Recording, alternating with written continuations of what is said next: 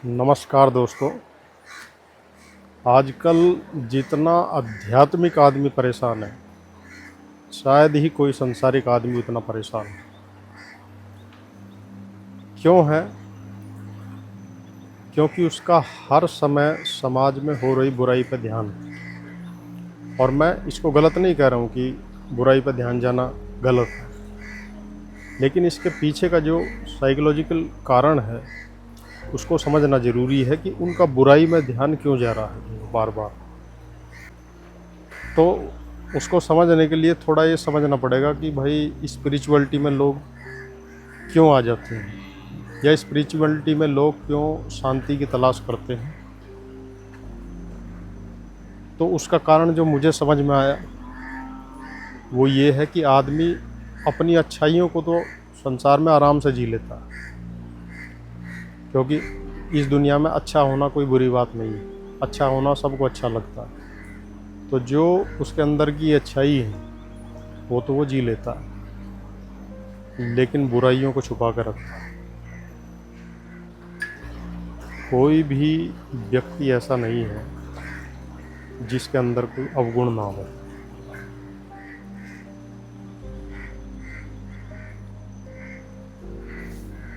तो क्योंकि समाज हमारे अच्छा होने का समर्थन करता है, इसलिए अच्छाइयों को जीना बहुत आसान है और अच्छा होने का हमें फ़ायदा भी मिलता है।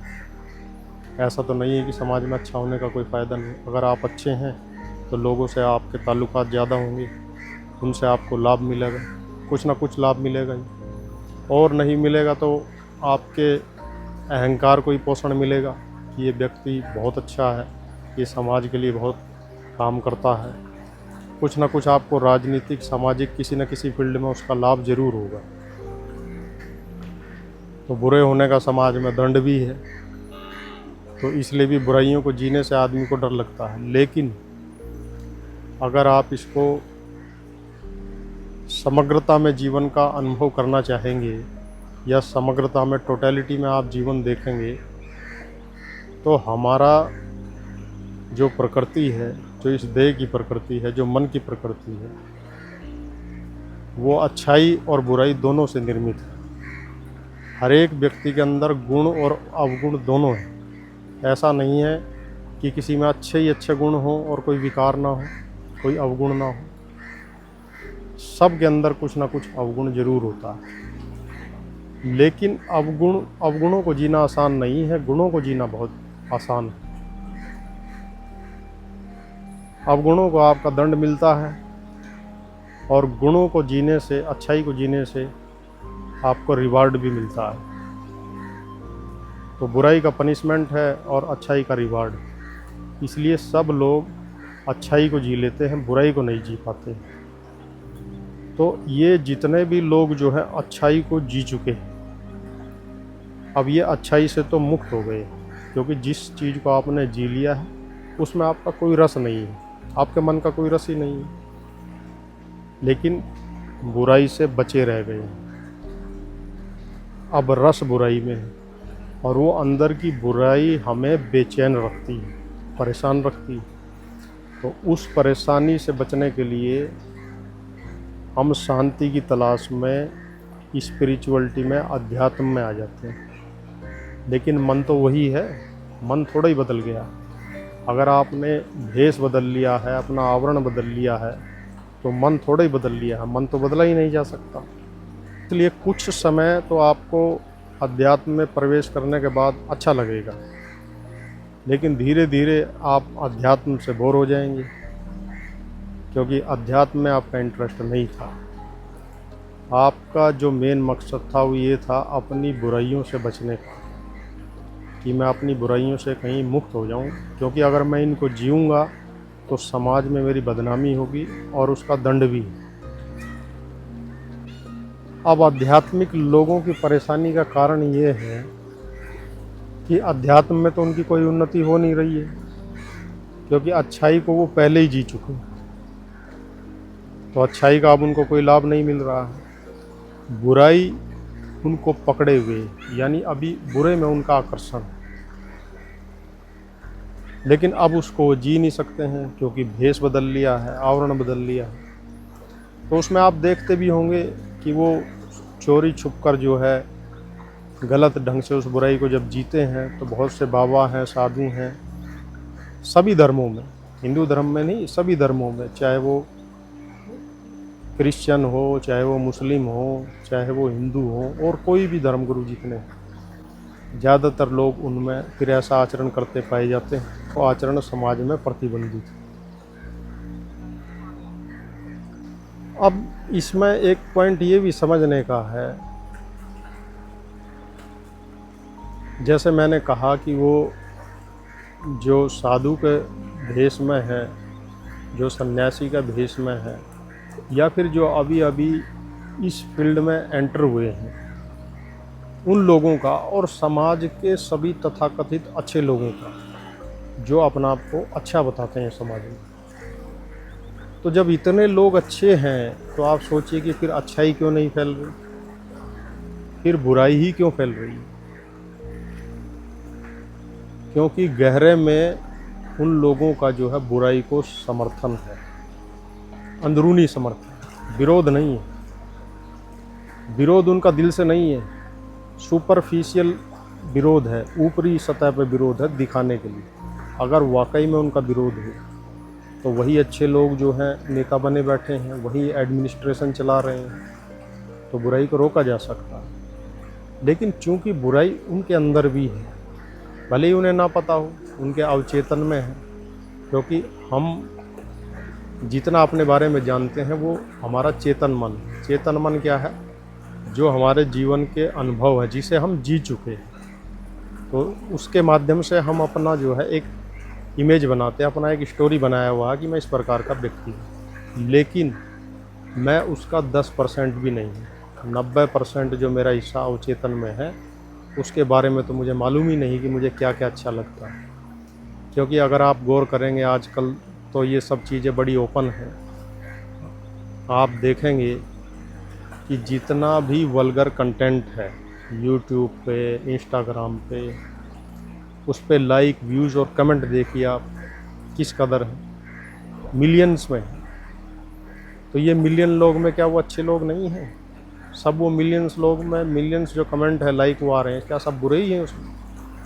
और आप कोई अच्छा कंटेंट देखिए, जैसी मैं ये वीडियो बना रहा हूँ या इस प्रकार की जितनी वीडियो है, इस पे मुश्किल से 1000-2000 व्यू भी नहीं आते, और कमेंट तो ना के बराबर ही हैं। किसी को प्रणाम करते हुए भी जोर पड़ता है, उसके अहंकार को ठेस पहुँचती है। तो ये किस कारण से है? क्योंकि इंस्टाग्राम पे इन पर कोई देख तो रहा नहीं, लेकिन वो उसको पसंद कर रहे हैं, इसीलिए तो लाइक कर रहे हैं, इसीलिए कमेंट कर रहे हैं। तो देखो, बुरा होने का भी फ़ायदा है और अच्छा होने का भी नुकसान है। अच्छा होने का नुकसान क्या है भाई? अच्छे होने से आपके अंदर अहंकार पैदा होता है, लोग आपकी तारीफ़ करते हैं, सब लोग आप बोलते हैं कि ये बहुत भला आदमी है, दान पुण्य करता है, सामाजिक कार्यों में हिस्सा लेता है, और ये इसके अच्छे गुण है, सबको प्रणाम करता है, नमस्ते करता है, पैर छूता है, और अपने धर्म का, कल्चर का, समाज का सम्मान करता है। तो इन सब चीज़ों के कारण आपको रिवार्ड मिलता है, और वो रिवार्ड ही आपके अंदर एक अहम भाव को पैदा करता है, अहंकार को। और ये अहंकार ही आपका सबसे बड़ी बुराई है।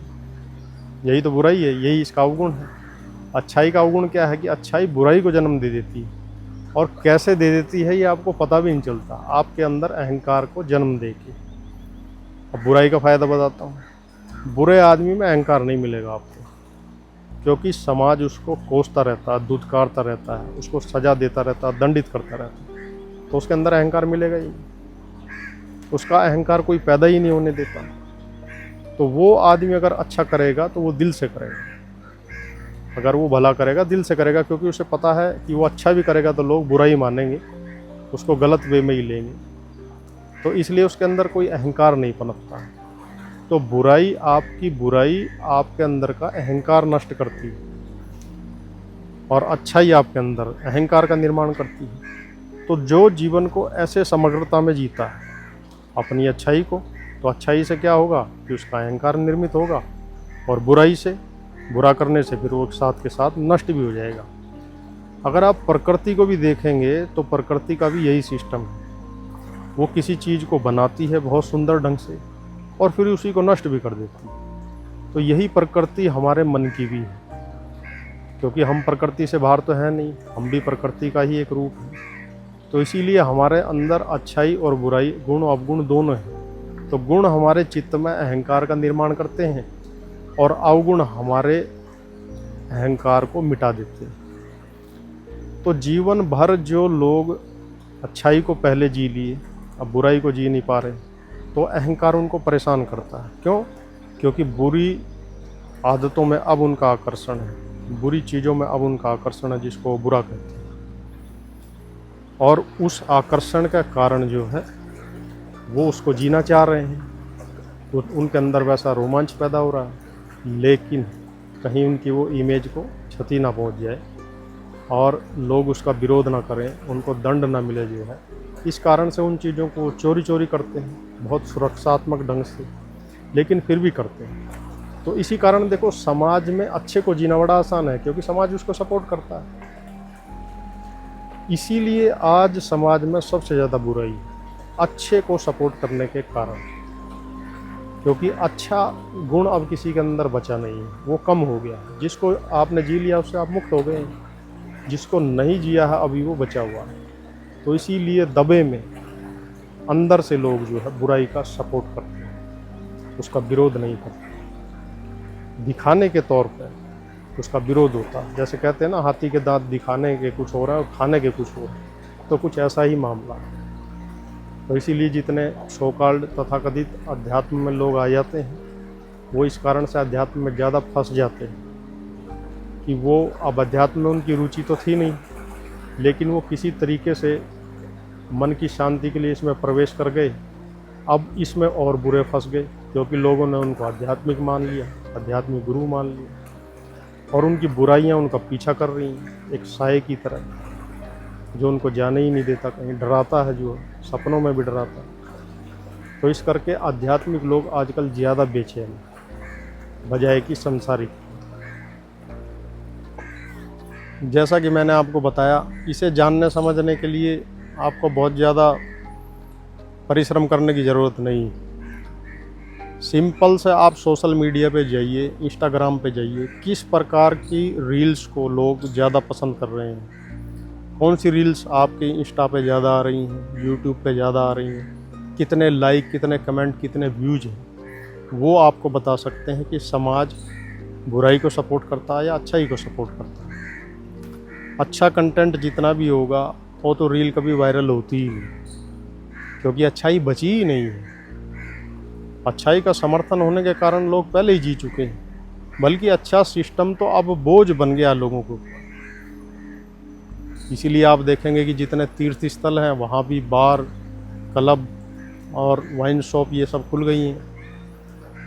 तो फिर वहाँ तो अच्छे लोग रहते थे, वहाँ के लोकल लोग तो अच्छे थे, उन्होंने फिर इसको क्यों सपोर्ट किया? क्योंकि बिना लोकल की सपोर्ट के तो कोई शराब का ठेका, बार और इस तरीके के अवैध जो एक्टिविटी हो ही नहीं सकती। उन्हीं की तो बिल्डिंगें हैं, अगर बाहर के लोग भी कर रहे हैं तो उन्हीं की बिल्डिंगें तो किराए पर लेके कर रहे हैं, और वो भी तो वहीं रहते हैं, क्या उनको मालूम नहीं? लेकिन वो भी उनसे फिर मोटा पैसा वसूलते हैं। तो ये जो काम हो रहा है ये सब की मिली भगत से ही हो रहा है, और मिली भगत से भी इसलिए हो रहा है क्योंकि सब उसको पसंद कर रहे हैं। लेकिन अब बिल्ली के गले में घंटी कौन बांधे, इस बुराई को कौन अपने सिर ले कि हम उसको सपोर्ट कर रहे हैं? इसलिए ऊपर से विरोध कर देते हैं हल्का फुल्का से, लेकिन दिल से नहीं, दिल से सपोर्ट करते हैं। तो यही सब चीज़ें आजकल अध्यात्म के क्षेत्र में भी हो रही हैं। आध्यात्मिक जितने भी संस्थान हैं, अब सभी तो नहीं पर ज़्यादातर में क्या चल रहा है, यही चल रहा है, शोषण, अलग अलग तरीके का हरासमेंट है। अब मैं उसकी डिटेल में तो जाता नहीं, सब चीज़ें समाज में जो है समय समय पर आती रहती हैं, समाज भी जानता ही। तो क्या ये यही स्पिरिचुअलिटी है?